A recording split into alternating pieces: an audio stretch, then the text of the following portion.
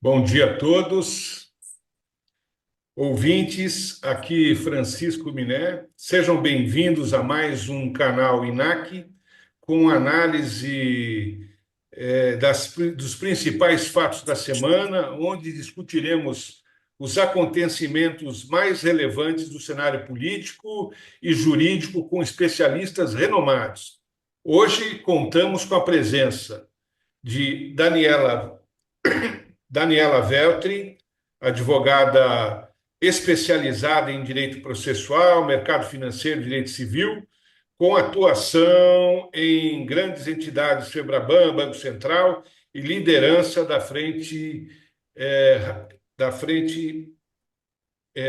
de diversidade racial.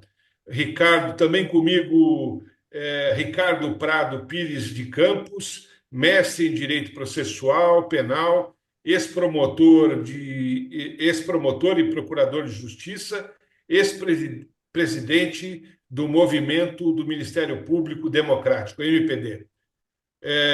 Meu amigo Roberto Liviano, presidente do INAC, articulista da Folha e do jornal O Globo, e procurador de Justiça do Ministério Público do Estado de São Paulo. Também comigo a advogada Viviane Cursino, presidente da Comissão de Direito de Família da Ordem dos Advogados do Brasil de Taubaté, também membro do grupo As Civilistas em Destaque na área jurídica. O Senado, vamos ao nosso primeiro assunto, é um assunto bastante relevante. O Senado vota o projeto de lei da filha de Eduardo Cunha, que propõe alterações da lei da ficha limpa, reduzindo o prazo de inelegibilidade para políticos condenados. A proposta passou na Comissão de Constituição e Justiça de forma unânime e urgente. Roberto, a proposta que altera a lei da ficha limpa, reduzindo o tempo da inelegibilidade de políticos condenados, tem sido bastante criticada. Que impactos essa mudança pode trazer para a transparência e moralidade na política brasileira? Eu vou acrescentar mais uma coisa importante, Roberto. A quem interessa a aprovação desse projeto? Boa tarde, Miné. Boa tarde, Viviane. Boa tarde, Ricardo. A Daniela Veltri, ela está presa numa reunião. Não sei se ela vai conseguir estar conosco. Tomara que consiga.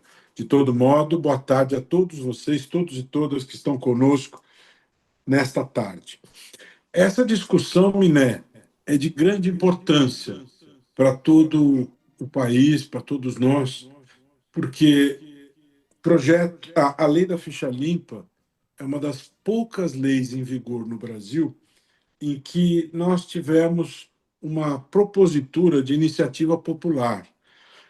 Ao longo de 14 anos foram colhidas 1.600.000 assinaturas, portanto, uma raridade democrática que tem o respaldo da sociedade civil. Uma lei que tem o apoio maciço da sociedade, uma verdadeira raridade no mundo de hoje.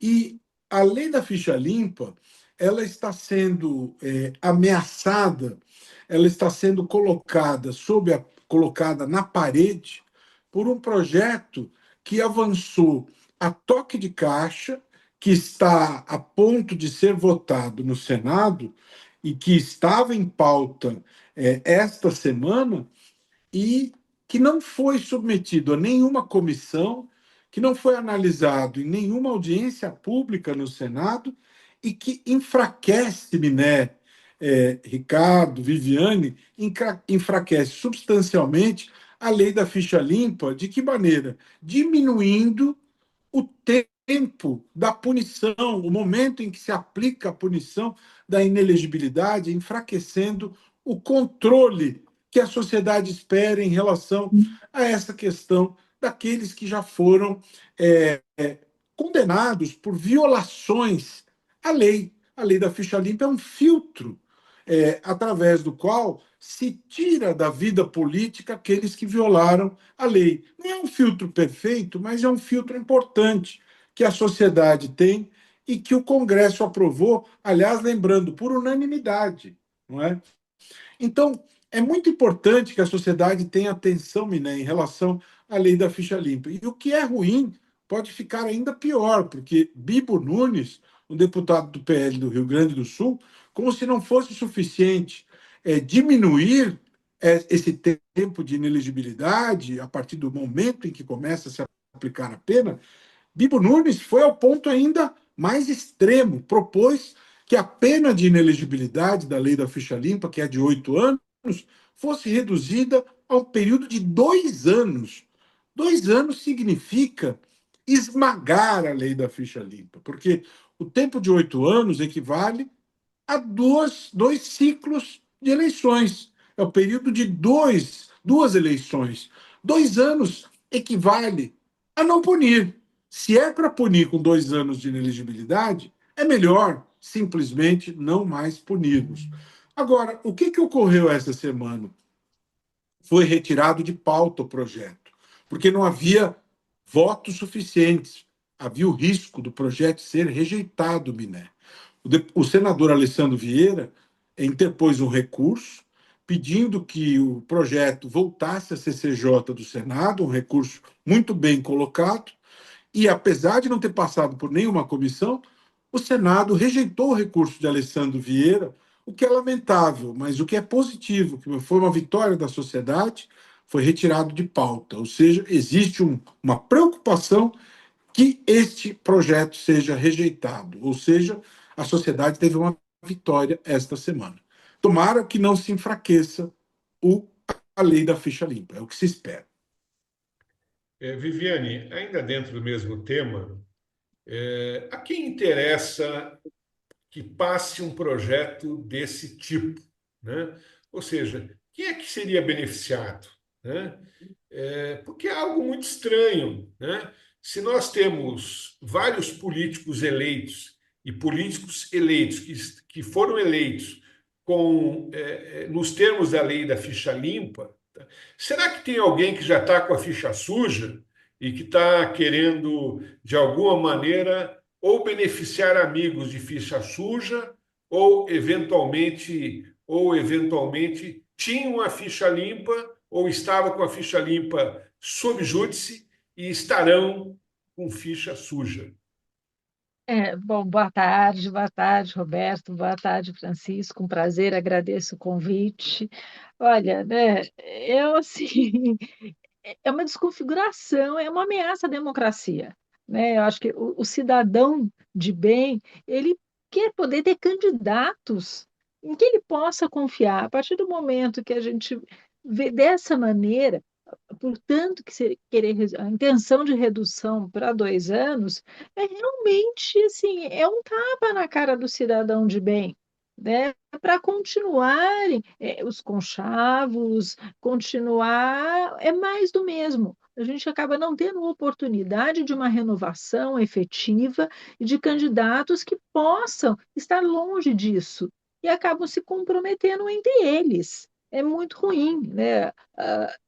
Esse prazo, porque a gente precisa de um prazo maior, eu acho que, né, ouso dizer até muito maior que 8 anos, ou quiçá até serem banidos da vida pública, para poder sair desse lugar, porque infelizmente as pessoas lembram do nome e votam porque lembram do nome daquela pessoa, não necessariamente do que a pessoa fez, seja por marketing ou por outros motivos também. Então, assim, a gente vê claramente que quando querem se proteger dessa maneira, a gente fica inseguro, né? Quem mais está comprometido, quem não está? A gente tem uma eleição aí, já estamos começando em campanha em 2020 para 2026, então, assim, gera é uma insegurança, é desesperançoso, né? Eu vejo a luta, né, do Instituto, né, do Roberto, tanto com isso, com essa transparência, com a necessidade da idoneidade, ainda mais nessa vida pública, com o nosso recurso, né, com o nosso voto.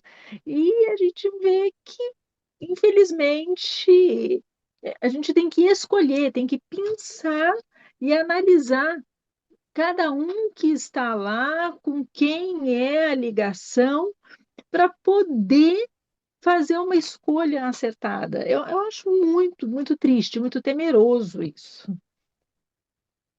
É muito, muito bom. Ricardo, boa tarde. Ainda sobre esse tema, porque é algo que nos afronta, né? Agora o Roberto nos passou uma notícia um pouco mais tranquilizadora, né? Eu ainda insisto nessa pergunta para que todos vocês falem. O que que aconteceu? Quem é que vai ser beneficiado com isso, né? Ah, Uma redução de 2 anos, né? Uma redução de 2 anos. Quem é que vai ter benefício? Será que nós temos uma boa quantidade de parlamentares que eram ficha limpa e ficaram ficha suja? O que que aconteceu, Ricardo? Boa tarde, Miné, boa tarde a todos. Eu agradeço o convite do INAC. Você tem muita gente, na verdade, né, Francisco? Você começa pelo próprio pai da autora do projeto, né, que também está inelegível, né, e eventualmente já tem interesse nisso, certo? E vai chegar até a ex-presidente da República, né, com certeza, que também tem interesse nisso, certo? Então, a gama de beneficiados é muito grande. Por isso, inclusive, que passou unânime, né, na Comissão de Constituição e Justiça. Por quê? Porque você tem muita gente interessada nessa redução, certo? E muita gente que tem participação ativa no Congresso Nacional. Tá? Então, eu acho que realmente por isso que é preocupante, por isso que a população, na verdade, tem que fazer o trabalho, né, de formiguinha contra o elefante para poder dar conta de vencer essa batalha, certo? E conseguir realmente que os senadores não aprovem esse projeto, certo? Mas são muitos os nomes, Francisco, você tem toda a razão, entendeu? Verdade, verdade. Eu estou citando pelo cargo porque a população sabe muito bem quem são, na verdade, né? Exatamente, exatamente. Muito bem. Viviane, de novo, eu vou apimentar os nossos assuntos aqui. O ministro Zanin marcou para o dia 25 de março o julgamento que pode tornar o ex-presidente e outros acusados réus por tentativa de golpe. Viviane, o julgamento que pode tornar o ex-presidente e outros acusados por tentativa de golpe se aproxima. Quais são os principais argumentos jurídicos nesse caso e como isso pode influenciar o cenário político do país? Ciente de que alguns ministros, algumas situações envolvendo preliminares, né, processuais, já foram até conhecidas pela presidência do Supremo Tribunal Federal e também pelos demais membros do Supremo, né? Queria que você fizesse um comentário sobre isso. Bom, a gente tem aí, né? Começa na próxima terça-feira, né, em 3 sessões, o julgamento importantíssimo, né? Eu espero que as pessoas que vêm, hoje em dia a gente sabe mais quem são os 11 ministros até do que os 11 jogadores da seleção. Isso muito me alegra, talvez não pelos motivos que deveriam, né, por tantas polêmicas, mas é importante que a população tome conhecimento, acompanhe, né? A gente vai ter aí o julgamento do Bolsonaro e mais 7 denunciados, né? A partir disso, né, para que seja transformado numa ação penal. Importantíssimo. Para que venha tudo, as penas estão variando, né, de 3 a 10 anos, né, para o Bolsonaro especificamente, e eu acredito que são várias, né? A gente tem aí advogados que estão reclamando, como a advogada também fala, das prerrogativas, né, da participação. Por outro lado, é muito importante para a nossa democracia que isso tenha andamento, que seja tudo apurado. Eu acho que quando a gente fala em democracia, se a gente, né, a ditadura foi aí, está tão próxima ainda de nós, né? Para muitos de nós, ela é muito próxima, né? Eu tive primas que ficou no exílio 20 anos. Então, e a gente torce muito para que tudo seja feito dentro do devido processo legal, com o contraditório respeitado, com a ampla defesa respeitada, para que a gente possa ter uma Suprema Corte que respeite isso, para não ser comparada com a época da ditadura. Né? Isso é um assunto que a gente conversa muito em família, inclusive, por ter familiares que passaram por várias dessas situações. Então, assim, a gente espera que tenha este reflexo, que possa haver essa ponderação para o cidadão comum, que não entende, que só entende o que é ou é a ditadura daqui, ou tem gente que diz que é a ditadura da toga. Não, é importante que as pessoas estudem. Eu acho que os reflexos vão ser muito grandes juridicamente, porque, claro, ele vai afetar a decisão do Supremo, ela afeta a todo mundo, afeta a todos nós. Né? Aquela importância que a gente vê, olhando até por um outro lado, de desenvolvimento humano mesmo, que é uma área que eu gosto muito de estudar, é a área até do mestrado. Como que a gente vai querer um, um país melhor? Como que a gente vai querer que tudo seja julgado, que seja punido, se a gente se omite? Ah, eu não gosto de política. Quem não gosta, não é questão de gostar ou não. Tem gente que não gosta de salada, mas é bom para a política. E estudar e procurar se informar do que acontece, dos julgamentos, dos crimes que foram cometidos, do atentado à nossa democracia, ela é, sem sombra de dúvida, essencial porque governa as nossas vidas. Né? Então, assim, eu acredito que os reflexos serão muitos, porque também várias pessoas vão sair do nosso cenário de candidatos, vão virar ex-candidatos, não vão sair, e vai mudar muito, né? De acordo com a inelegibilidade ou as prisões que possam vir a decorrer disso, é importantíssimo para mudar o nosso cenário político, para a gente ter outras opções, né? Junto, se Deus quiser, da lei da ficha limpa, que não seja tão mitigada, né, tão vilipendiada, para um próximo governo. Bem, Viviane, deixa eu passar agora a pimenta para o Roberto. Né?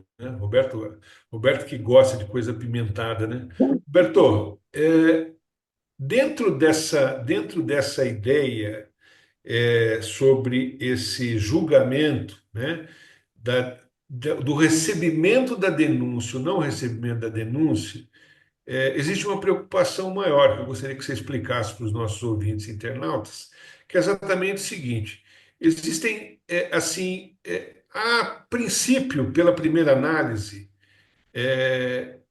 a defesa oferecida pelo ex-presidente, ela é absolutamente processual, tá? Ela fala sobre incompetência, ela fala sobre nulidade, ela fala sobre uma série de coisas. E aí, mas principalmente sobre questões envolvendo cerceamento de defesa. Qual o perigo, né, diante desse quadro, se essas preliminares, se isso não for acolhido, né, sob o ponto de vista técnico, puramente técnico? O que que acontece se eu, no que diz respeito à minha defesa técnica, tá, se eu só ofereço preliminares, tá, e se as minhas preliminares elas não são acolhidas, né? E de outro lado, o que acontece diante dessa situação? O que significa o recebimento da denúncia? O recebimento da denúncia já é uma pré-condenação ou não? Eu queria que você esclarecesse isso para os nossos ouvintes. Bom, recebimento da denúncia, do ponto de vista técnico, significa o sistema de justiça considerar que esta ação ela é admitida. Significa que este caso é uma acusação admissível. Né? Significa que a partir dali você tem uma relação processual constituída. Significa que as pessoas que foram denunciadas passam a ser réus. A partir dali você tem instaurado o devido processo legal. A partir dali você tem o exercício da ampla defesa. A partir dali as provas são produzidas, o debate passa a ser construído, as provas são apresentadas, o juiz preside a colheita desta prova, o Ministério Público exerce a ação penal na condição de titular da ação penal, que é nos termos da Constituição, e, ao final disto, o juiz profere a sentença, dirimindo essa questão e dizendo se a ação penal é procedente ou não. Se for procedente, vai fixar a pena para o acusado, para os acusados, né? Agora, essa questão que você falou, se fazer uma defesa apenas técnica, sem falar do mérito, isso me lembra uma situação, Miné, que eu vivi como promotor do júri, muitos anos, fui promotor do júri em Itapecerica da Serra, depois em Santo Amaro. Eu me lembro que eu vivi isso num júri em que determinado acusado ele usava os seus argumentos, concentrava os seus argumentos, eu ficava atento ouvindo a argumentação dele, e ele, em um determinado momento, dizia que ficava fazendo aquele suspense, como se fosse uma novela, a seguir cena dos próximos capítulos, e na réplica, na tréplica, nós vamos ainda poder desenvolver ainda alguns elementos do caso, e ele falava muito disso, né? Porque o promotor tem a sua primeira fala, aí o advogado fala na sequência, e o promotor, se quiser, vai para a réplica, para depois, então, o advogado fazer a tréplica, né? Bom, eu fiz a minha primeira fala, e o advogado veio e falou tudo isso. E aí o juiz consulta o promotor se ele vai para a réplica, né? Quando o juiz me consultou, eu disse não, que eu estava satisfeito, né? O advogado ficou pálido, como uma folha de papel branco, né? Veja, o Miné, esse é um risco, né? Sim. Ele disse que guardou coisas para a réplica. Você, quando atua na justiça, você precisa saber dosar os argumentos, né? Quando se faz uma defesa processual, você precisa usar argumentos técnicos, é, fazer uma defesa processual, mas obrigatoriamente você precisa também enfrentar o mérito, porque se oferece uma denúncia e há elementos de mérito apresentados em relação ao caso, em relação à denúncia. Há uma acusação gravíssima feita ao ex-presidente de crimes contra a ordem democrática. Isso é um bem jurídico que foi atacado pela denúncia oferecida da maior gravidade.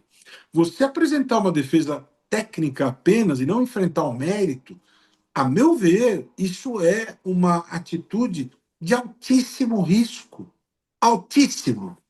Eu, como advogado, se fosse advogado, eu jamais exerceria a defesa de alguém que eu represento sem analisar o mérito. O mérito sempre precisa ser analisado, sempre precisa ser abordado. Eu não sei se nós vamos ter oportunidade para falar sobre isso, eu quero finalizar o meu comentário dizendo, está relacionado a esse tema, essa semana o debate público também incluiu a fuga do país do filho do ex-presidente para os Estados Unidos, né? Isso, de uma certa maneira, Miné, se liga a esse tema, né? O deputado federal Eduardo Bolsonaro deixou o Brasil, né? E deixou o Brasil e ele deixou o Brasil e ele a minha imagem tá correta aqui, tá aparecendo? Tá. Então, por É exemplo. que entrou uma ligação aqui, às vezes dá esses piripaques aqui. Bom, então ele deixou o Brasil e foi para os Estados Unidos, e houve muitas narrativas relacionadas a isso, dizendo que havia temor em relação ao que poderia ocorrer no país, que ele vai lutar para que o ministro Alexandre seja punido pela Suprema Corte Americana, né? Eduardo Bolsonaro, todo mundo tem lembrança disso, ele chegou a ser indicado pelo ex-presidente Jair Bolsonaro para ser ministro das Relações Exteriores, né? E todos nós temos boa memória e lembramos bem que o grande predicado que o habilitava para essa indicação era de ter sido chapeiro de lanchonete nos Estados Unidos. Né? Esse era o histórico dele, que no país americano o habilitaria isso. Ao final, não houve essa indicação, não prosperou, o bom senso prevaleceu. Mas essa indicação, essa cogitação de punir um ministro da Suprema Corte por ministros americanos é uma coisa. Eu nunca vi uma aberração tão grande nos últimos anos, porque quem estuda as primeiras lições de direito internacional, você como eu estudamos, uma das primeiras aulas nos ensina o conceito de soberania. Não é? Os ministros americanos não têm a menor condição de aplicar penas a ministros da Suprema Corte brasileira. Seria um absurdo imaginar, por exemplo, que nossos ministros pudessem aplicar penas, por exemplo, ao presidente dos Estados Unidos, por ter sustado a aplicação da FCPA, ou por ter tomado as atitudes que tem tomado. Ele está governando por decreto, em boa medida. Isso não tem o menor cabimento, imaginar que um ministro do Supremo Tribunal Federal possa ser punido pela Suprema Corte dos Estados Unidos. Eu nunca ouvi uma ideia tão aberrante nos últimos anos. É um dos maiores absurdos que eu ouvi nos tempos recentes. Né? Então, também não apresentar defesa sobre o mérito é algo de alto risco. Né? Agora, pimenta é algo que é complicado de você usar na alimentação, porque a pimenta, às vezes, ela deixa de permitir que você saboreie os alimentos. Então, pimenta é algo que você deve ter cuidado ao utilizar na sua alimentação. Não é? Verdade. Ricardo, ainda dentro desse espectro, né? Quando nós falamos sobre essa questão da defesa técnica, né? E da chamada primeira visão da primeira avaliação de nexo causal e negativa de autoria, né? Que são as duas primeiras coisas que podem ser alegadas, né? Ela também é uma forma de defesa perigosa, né? Porque é o mesmo que você dizer o seguinte: olha, eu não tenho nada que ver com isso, tá? Ou seja, eu não fui, nego a autoria, não fui eu, né? Não fui eu, e ao mesmo tempo, olha, eu não tenho nada que ver com isso. Ou seja, eu não tive nenhuma conduta que possa caracterizar o nexo em relação ao ocorrido, né? O grande perigo de tudo isso, Ricardo, é exatamente o seguinte: quando isso não acontece, né? Quando no meio lá do processo, ou assim, diante da menor prova, onde fique caracterizado, tá? A chamada autoria, né? Não precisa nem ter indício, autoria caracterizada. Se você não tem nenhum outro argumento, o que acontece, Ricardo? Ou seja, qual é o fim de uma defesa técnica diante dessa situação? É óbvio que o Roberto já esclareceu, né, as questões envolvendo a própria denúncia, né, que na realidade o recebimento da denúncia não chega a entrar no mérito da própria defesa, mas eu queria que você reforçasse esse conceito para todos nós. Eu acho que aí, né, a questão tem uma questão realmente de técnica jurídica que é relevante, né? A população não vai imaginar que o julgamento do Bolsonaro e tal, não sei, e na verdade é o julgamento do recebimento da denúncia, né? Não é o julgamento final. Então, quer dizer, desse julgamento ele não vai sair nem condenado nem absolvido, né? Desse julgamento você vai então somente dar início ao processo ou não iniciar processo nenhum. Então, ele poderia sair ileso se o tribunal entender que não deve dar início ao processo, né? Se der início ao processo, ele ainda não estará condenado, mas ele estará sendo acusado aí formalmente da prática de crimes, né? Essa questão de fazer a defesa tão somente pela parte processual, né, e não enfrentar a alegação principal, ou seja, fazer uma defesa indireta, vamos dizer assim, é, eu também já vi ocorrer, ao contrário do Roberto, eu já vi casos feitos pela advocacia bem-sucedidos, né? Eu já vi réus, na verdade, que ficaram em silêncio o processo todo para falar só no final, depois que todo mundo já tinha falado. Por quê? Porque aí você sabe exatamente o que existe no processo contra você, certo? Então, é uma técnica realmente de resguardar. Tem o risco que o Roberto falou, né, de eventualmente a coisa terminar antes de você acabar não podendo usar a última carta do baralho, vamos dizer assim, tá? Mas como tradicionalmente no processo nosso, a defesa tem assegurado o direito de falar por último, certo? Então, muitas vezes prevalece para a defesa essa possibilidade, entendeu? Né? Então, ela espera que realmente todas as provas sejam produzidas, todas as pessoas se manifestem, para que então só no final, depois que tudo estiver muito claro dentro do processo, é que você apresente a tese final de defesa com relação ao mérito. Por quê? Porque há teses que são contraditórias. Eu não posso negar a autoria e depois querer justificar a minha conduta, né? Sim, sim. Então, espero primeiro, entendeu? Se não houver prova da autoria, você nega a autoria. Se ficar provado a autoria, o que você faz? Aí você apresenta uma justificativa, certo?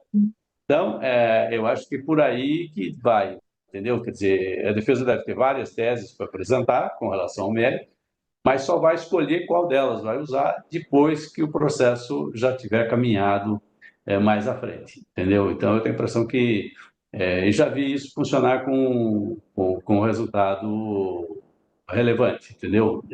É um risco, mas é um risco calculado, vamos dizer assim. Ainda, Ricardo, dentro dessa mesma ideia, nós vamos mudar um pouquinho de tema, mas eu poderia afirmar que se não existente indício de autoria, né, nem tampouco de materialidade, essa denúncia ela poderia ser afastada. Seria isso? Correto, correto. Se não houver provas significativas da ocorrência do crime e pelo menos indícios, né, razoáveis de participação, né, ou de autoria, o tribunal tem que rejeitar a denúncia, certo? Não há dúvida que essa possibilidade teoricamente existe, né? No caso concreto, acreditamos que isso seja muito pouco provável, mas a possibilidade existe. Na teoria, com certeza. Perfeito. Miné, Ainda dentro Daniela está dessas. entrando na sala. Daniela Veltri está entrando na sala. Vamos Perfeito. admiti-la.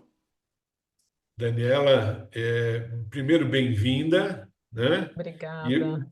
bem-vinda, Daniela. E você já vai chegar chegando, porque eu já vou fazer uma pergunta para você.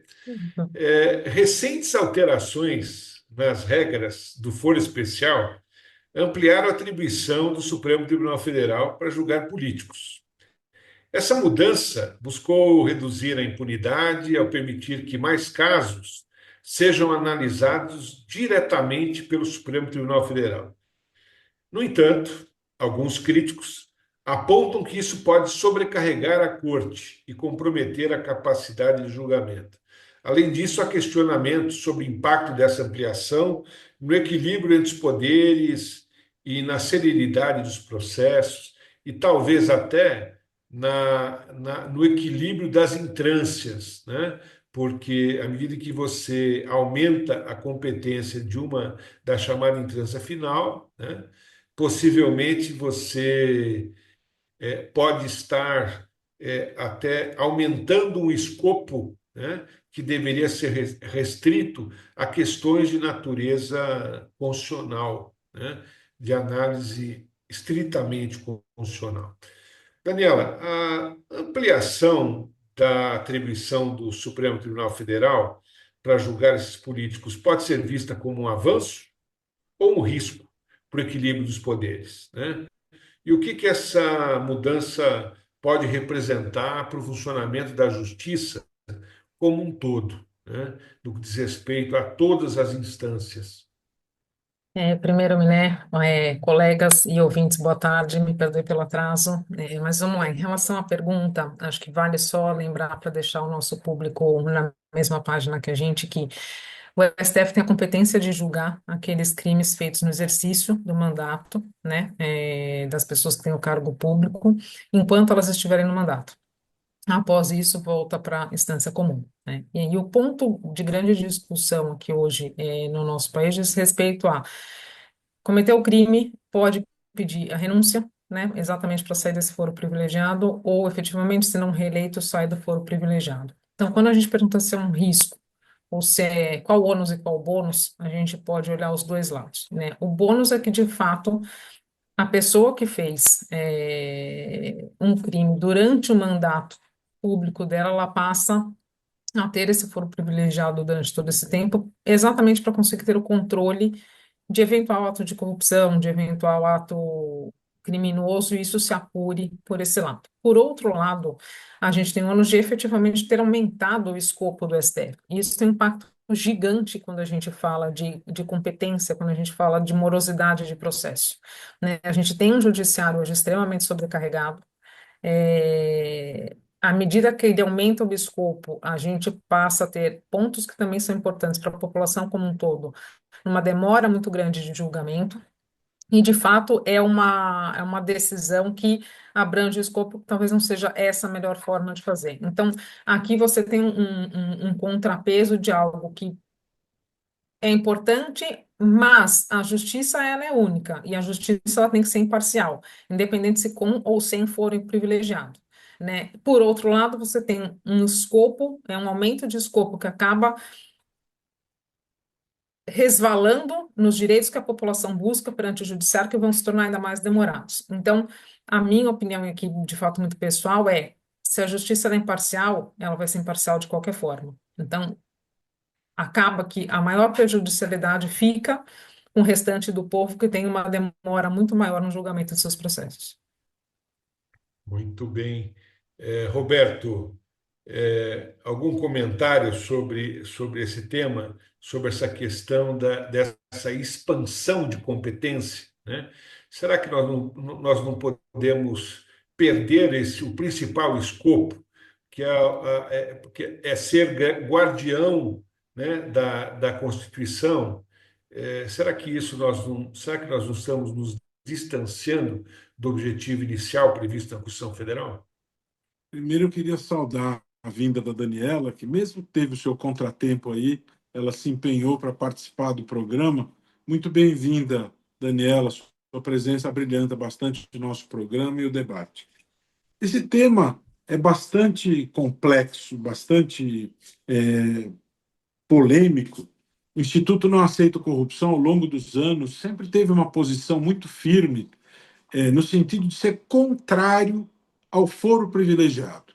Nós já emitimos posicionamento público, nós já construímos um manifesto que mobilizou mais de 1 milhão de pessoas, estivemos no Congresso, entregamos às lideranças políticas, no sentido de ser aprovada a proposta de emenda à Constituição para que fosse abolido o foro privilegiado, porque, a nosso ver, o foro privilegiado é uma excrescência ruim do ponto de vista do interesse público, né?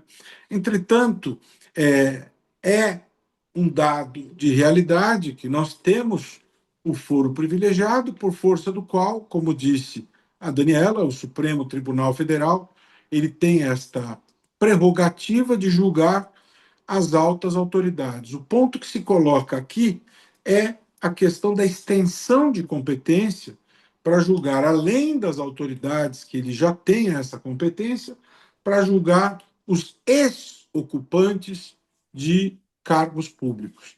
A meu ver, além de já termos nos posicionado contra o foro privilegiado, no sentido de haver uma redução drástica do foro, eu penso que essa ampliação é ainda pior, né?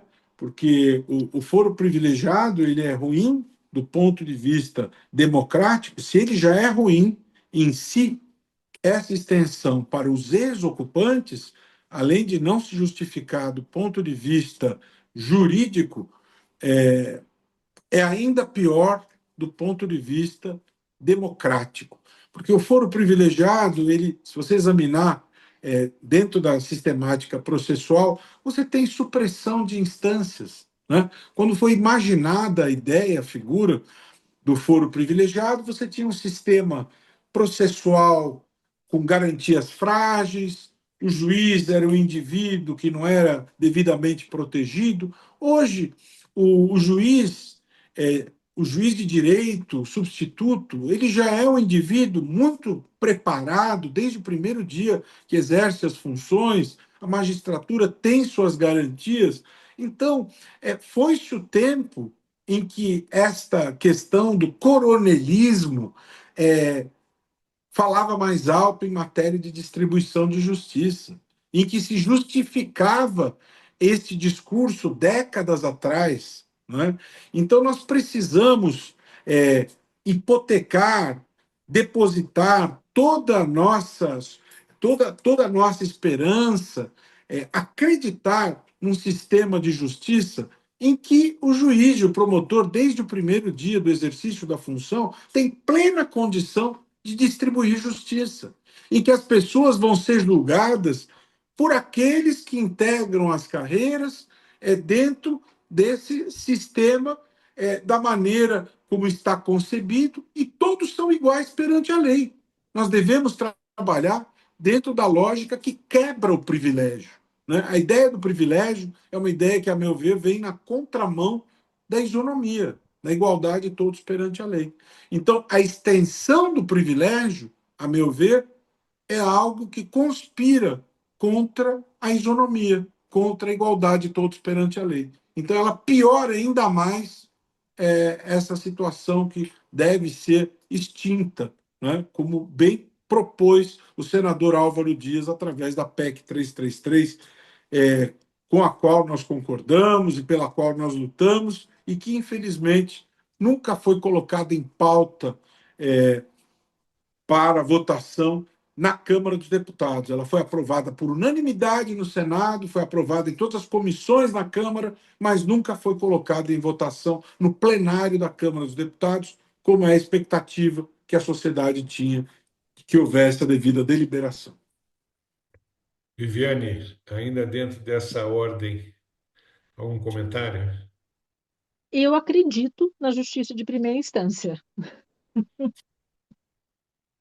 É verdade. Eu acho que nós todos acreditamos, né? E tudo aquilo que foge do normal, né? Foge dessa tramitação, eu acho que enfraquece o judiciário como um todo, né? Eu acho que o magistrado é magistrado para todas as espécies de assuntos, principalmente para julgar essas questões envolvendo desmandos, né? Eu vou passar adiante para um próximo tema. O Tribunal de Contas da União decidiu que presentes pessoais recebidos por presidentes não são patrimônio público. Essa decisão gerou uma série de controvérsias, especialmente à luz do decreto número 4.344 de 2002, que regulamenta o tratamento de presentes recebidos por autoridades públicas. Por esse decreto, bens de caráter personalíssimo, como vestimentas e itens de consumo imediato, eles, desde que não fossem, enquanto bens de alto, desde que não constituíssem de grande valor, podem ser retidos pelo presidente. Enquanto bens de alto valor histórico ou econômico devem ser incorporados ao patrimônio público. No entanto, essa decisão do TCU, ela muda de direção, ela sinaliza uma flexibilização desse entendimento, o que pode abrir uma série de precedentes para discussões sobre a apropriação de bens que deveriam ser do Estado, né? Eu vou passar essa pimenta, eu sempre chamo de pimenta, porque é coisa dura de responder para o Ricardo, né? Essa decisão do TCU, Ricardo, de que presentes pessoais recebidos por presidentes não são patrimônio público, ela gera e gerou controvérsias, né? Na sua visão, essa decisão abre precedente para abusos e traz insegurança jurídica sobre o tema, né? Além disso, como essa decisão do TCU dialoga com as normas vigentes, né? E eu coloco assim várias questões envolvendo presentes recebidos pelo presidente Fernando Henrique Cardoso, pelo presidente Luiz Inácio, pelo ex-presidente Bolsonaro, né? E outros presentes que serão recebidos pelo atual presidente Luiz Inácio. Então, eu queria que você comentasse sobre isso e principalmente sobre que exemplo fica, né? Ou seja, na realidade, os presidentes podem, os demais funcionários não podem, ou seja, como é que funciona isso? É a situação é muito ruim. Você tem uma decisão que, na verdade, eu até estava conferindo o acordo do TCU momentos atrás, em que eles alegam o seguinte, que o caso, na verdade, envolve um relógio Cartier que teria sido dado ao presidente Lula, isso em mandato anterior, né? E que ele teria ficado com o relógio e queria permanecer com esse relógio. E o TCU disse que, na verdade, não poderia mandar que ele devolvesse o relógio para a União como um bem de patrimônio público, porque não há legislação, na verdade, que diga isso, certo? Você tem princípios constitucionais, os princípios da moralidade, da legalidade, etc., mas você não tem a especificação na Constituição do que o presidente poderia receber ou o que não poderia receber, né? Isso caberia à legislação ordinária. E como não há uma lei ordinária definindo isso, você tinha um decreto, na verdade, né? Mas o decreto, inclusive, fala em documentos de uma forma mais genérica, entendeu? E não especificamente à questão do presente em si, né? Depois você tem outra normativa com relação a isso.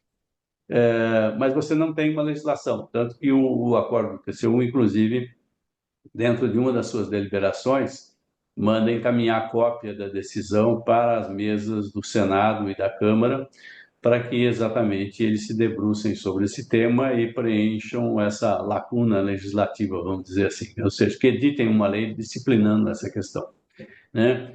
Porque o decreto fala que o presidente pode ficar com bens consumíveis e de uso pessoal, né, que não sejam de alto valor, tá? Então, um relógio não é consumível, mas seria bem de uso pessoal, né? Você não vai deixar Se que fosse um relógio grande, etc., que fosse um relógio de parede, né? Que você, como que acabaram quebrando, né? Em 8 de janeiro, né? Um relógio de pulso, normalmente é um relógio de uso pessoal. O problema é que é um relógio de alto valor, né? Um relógio na faixa de 60, 80 mil reais. Então, não é um reloginho qualquer, né? Mas o TCU, de uma certa forma, vamos dizer assim, lavou as mãos na questão, entendeu? Né? Vou entregar esse abacaxi aqui para o Congresso Nacional, entendeu? Não vou decidir, eu não, entendeu? Porque a pimenta está muito ardida, entendeu? A Pois verdade é é, pois essa, é. entendeu? Foi essa, resumindo em miúdos o que a decisão traduz, entendeu? Mas Pois eles não é. abrem isso para todos os casos, entendeu? Eles que a decisão é para aquele caso, entendeu? Quer dizer, nós vamos decidir caso a caso, entendeu? Nós não estamos abrindo para todo mundo, não, entendeu? É esse caso aqui nós não vamos resolver, entendeu? Manda para o Congresso decidir, certo? Ricardo, eu ainda acho o seguinte, que nós tivemos ainda a supressão de um princípio importantíssimo que diferencia o agente público, né, a premissa maior do agente público e da pessoa privada, da pessoa civil, né? Porque a pessoa civil, ela pode tudo fazer desde que a lei não proíba, né? Uhum, E já o agente público, e nós já fomos agentes públicos, nós só podemos fazer aquilo, enquanto agente público, o que a lei determina. Então, se a lei não determina, eu não posso fazer, né? Então, nós ainda teríamos esse tipo de de situação que é uma situação que não foi analisada, né?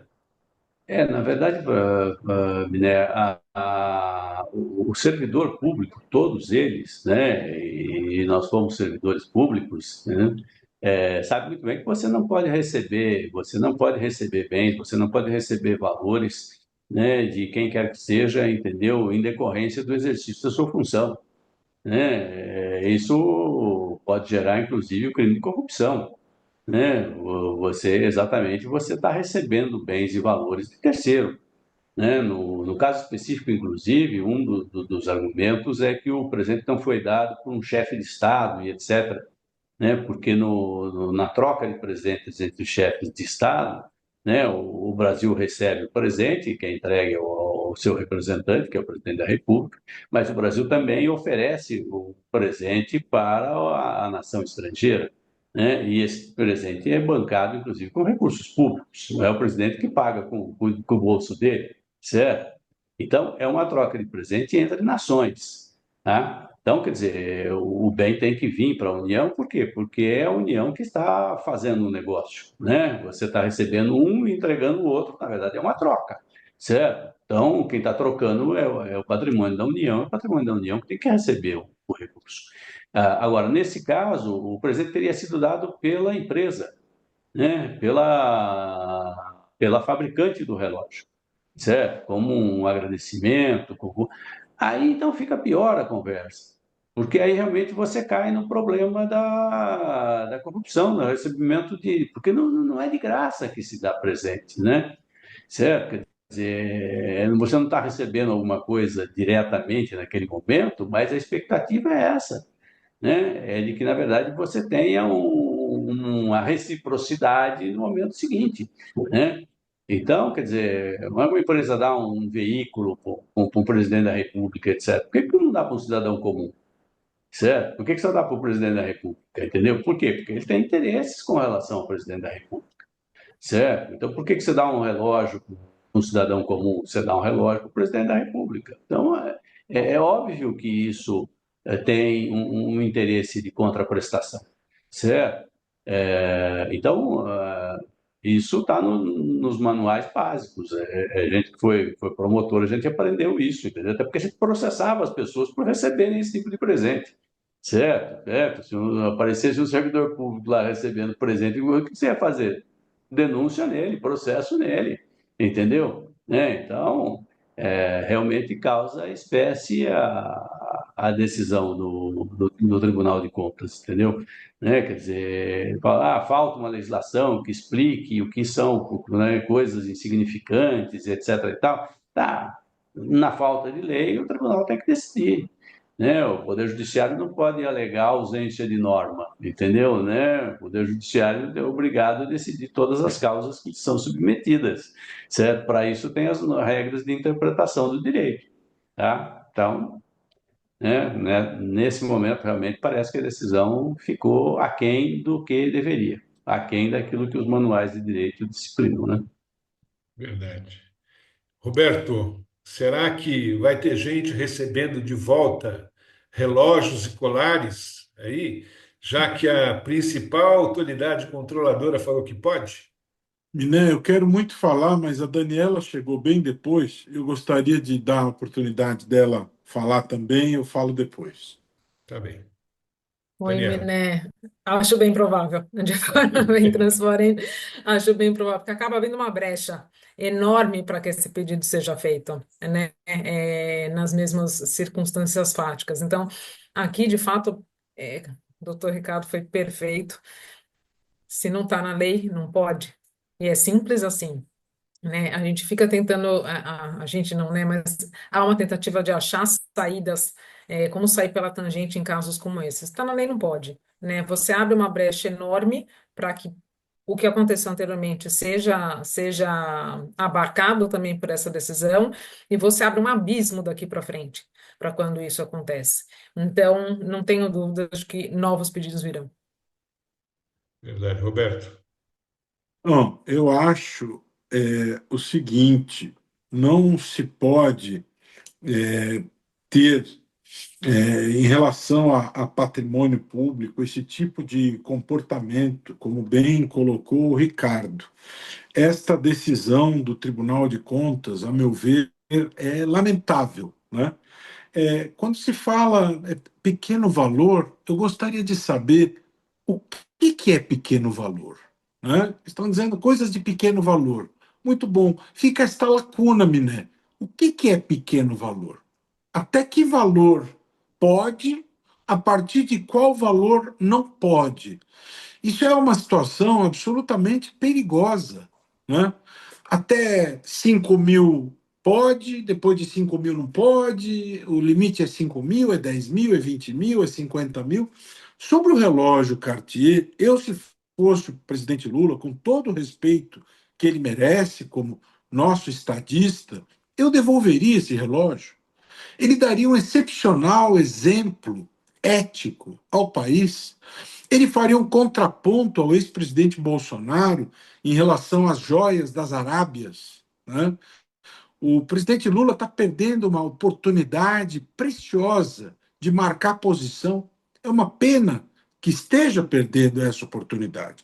E eu quero completar o meu comentário, lembrando que nós estamos aí com um projeto que regula o lobby, e essa história das hospitalidades é um tema perigosamente em aberto, porque o projeto aprovado na Câmara, que está em debate no Senado, permite-se a concessão de hospitalidades por particulares a agentes públicos sem limites de valor. É possível que particulares convidem agentes públicos a participar de eventos, congressos, em hotéis 7 estrelas, a viajar em classe executiva, sem limites.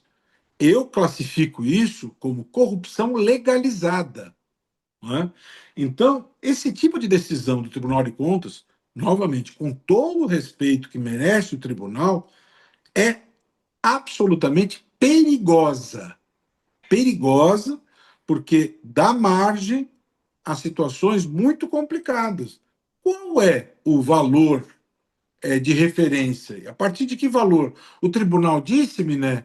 A partir de que valor que não pode ter a retenção desses bens? Porque essas coisas dúbias, sombrias, geram problemas interpretativos depois, né? Então, eu me preocupo muito com esse tipo de situação é, dúbia, limítrofe, que fica depois gerando problemas interpretativos. Ricardo, acho que quer falar mais alguma coisa. Quero, quero só lembrar aí, o Roberto falou da questão do pequeno valor, né? E nós temos isso, na verdade, no Código Penal, né? No artigo no crime de furto. O furto privilegiado é considerado quando o réu é primário e o bem é de pequeno valor, né? E você não tinha definição na lei do que era pequeno valor. E os tribunais, na verdade, decidiram e fixaram que o pequeno valor era abaixo de um salário mínimo, né? Acima do salário mínimo já você não poderia considerar pequeno valor, né? Deu uma discussão tremenda durante alguns anos até que o critério foi estabelecido e passou a ser o fixado na grande maioria dos casos. Então, quer dizer, compete aos tribunais definir isso, entendeu? Né? Quer Mas dizer, para que se a criar esse legislação problema, não, Ricardo? Para que né? criar esse problema? É um problema isso, né? Não, mas é que tá. Como você tem essa norma excluindo, dando a possibilidade de que o presidente fique com bens consumíveis e de pequeno valor, tá? Entendeu? Agora, não dá para você dizer que um relógio de R$ 60.000 possa ser Não é um considerado bem de pequeno pequeno valor. valor. Não Isso dá não é como pequeno você valor. considerar isso. Certo? Então, quer dizer, nós já temos precedente nos tribunais, né? De qualquer maneira, nós, infelizmente, nosso tempo está se encerrando. Esse é um tema polêmico. Eu gostaria eu lembro aqui que no estado de São Paulo foi fixado um pequeno valor para presentear servidores públicos no final do ano. Eu não sei se era algo que não chegava a R$ 100, assim, era Isso uma é caixa de pequeno valor. bombom. R$ 100 é pequeno valor. cem Sem dúvida. reais, eu acho que é algo relacionado a um vinho médio, alguma coisa assim, do gênero, isso teria algum sentido. Mas, de qualquer forma, isso teria que ser estabelecido por lei, sim. Eu acho que o Congresso deve dirimir essa questão, ficando ainda essa ideia, né, de que aos agentes públicos, os agentes públicos só podem fazer o que a lei determina. E se nada determina, nada podem fazer, né? Eu quero agradecer aqui a Viviane Cursino pela participação, ao Ricardo Prado, a Daniela, que se esforçou para chegar aqui, e ao Roberto, que é o nosso companheiro aqui de sempre. Agradecendo os nossos ouvintes e os nossos internautas, convidando a todos que sigam o nosso canal INAC, com transmissão da Rádio 365. É sempre um prazer aqui estar com vocês.